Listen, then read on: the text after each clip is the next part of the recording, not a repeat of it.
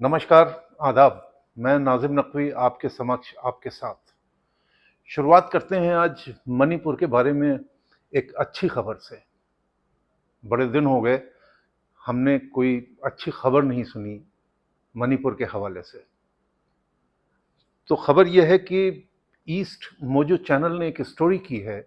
Story के मुताबिक मणिपुर के पड़ोसी राज्य नागालैंड की राजधानी दीमापुर में 23 जुलाई को solidarity and prayer watch for Manipur organise करके नागाओं ने दुनिया को ये बताया है कि जिंदगी सिर्फ आतंक या लड़ाई नहीं होती, जख्मों पर मरहम रखने की कार्रवाई भी होती है, सूनी आंखों में उम्मीद की पुरवाई भी होती है और दीमापुर में कुकी मैतेई एकजुटता की रहनुमाई भी होती है।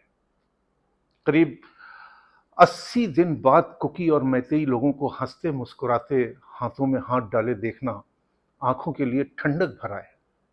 शुक्र है कि नागा समुदाय इस नेक काम के लिए आगे आया, छोटी ही सही, मगर इस अच्छी शुरुआत के लिए नागालैंड के लोगों का बहुत बहुत शुक्रिया। वक्त आ गया है कि नागालैंड और मिजोरम जो मणिपुर के पड़ोसी राज्य हैं वहाँ के एनजीओज और सिविल सोसाइटीज़ को आगे आना पड़ेगा, वरना तो मणिपुर कॉन्फ्लिक्ट दुनिया भर में हमारी शर्मिंदगी का सबब बना हुआ है।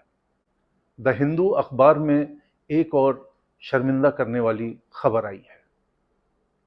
खबर है कि मैतेई महिलाओं ने कुकी महिलाओं को पकड़कर अपने मर्दों के हवाले किया और उन मर्दों ने अपने समुदाय की महिलाओं की रजामंदी से कुकी परिवार के सामने उनकी महिलाओं के साथ बलात्कार किया।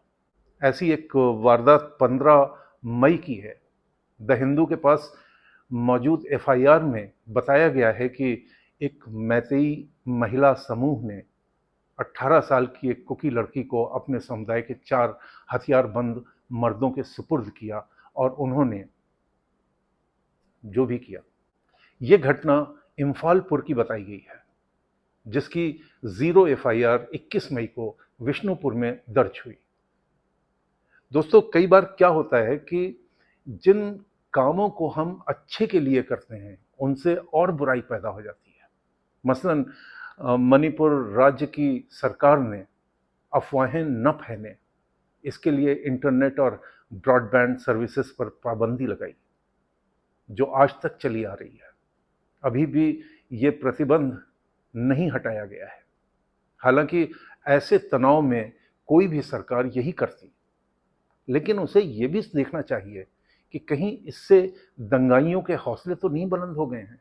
अब करीब 75-80 दिनों से ज़्यादा हो चुके हैं और हो ये रहा है कि ज़मीनी अफवाहों, नफ़रत फैलाने वालों और फर्जी खबरों की बाढ़ आ गई है।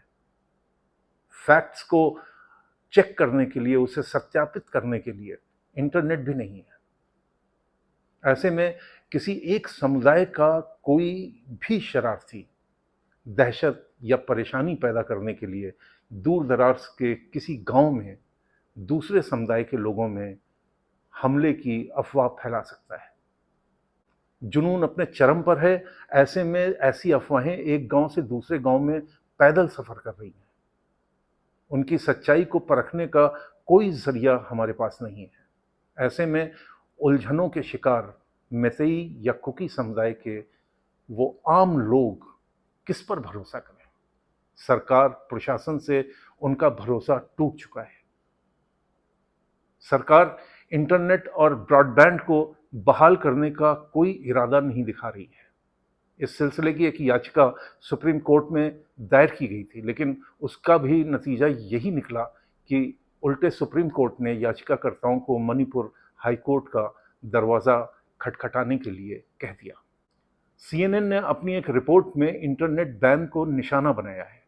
4 मई के वीडियो पर 20 जुलाई को कार्रवाई हुई। इसकी एक बड़ी वजह इंटरनेट पर पाबंदी है। ब्रिटेन की सांसद ब्रूस ने तो बीबीसी को भी इसके लिए आड़े हाथों लिया है। कुल मिलाकर अपने देश से ज़्यादा विदेशों में ये मामला खूब उठाया जा रहा है।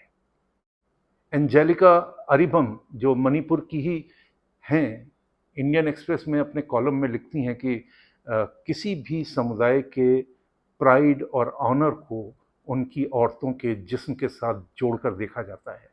यानी किसी भी कबीले की इज्जत को कुचलने के लिए उनकी औरतों की इज्जत इसका सबसे बड़ा हथियार है। पुराने ज़माने से ही औरतों का जिस्म सियासत का मैदान जंग समझा जाता है। युद्ध में एक कबीला या समुदाय दुश्मन कबीले की महिलाओं के जिस्म से खिलवाड़ करके अपनी बहादुरी का दावा करता है। जंग की ऐसी वारदातों को अंजाम देने वालों को अपराधी नहीं माना जाता है, इसलिए उसे सज़ा भी नहीं हो पाती। अफसोस ये है कि मेरा गृह राज्य मणिपुर भी इससे अलग नहीं है। अपने लेख को ख़त्म करते हुए उन्होंने लिखा कि आगे का रास्ता एक पहेली है। क्या करना चाहिए, इसके लिए गांधी जी के नोआखाली प्रयोग से सबक लिया जा सकता है। मुझे उम्मीद है कि बढ़ता जनदबाव आखिरकार सरकार को जगाने में और राज्य में नॉर्मलसी बहाल करने के लिए उसे मजबूर करेगा। इतना मर्म स्पर्शी लेख एंजेलिका का, उनके शब्दों में मणिपुर की खुशबू आती है।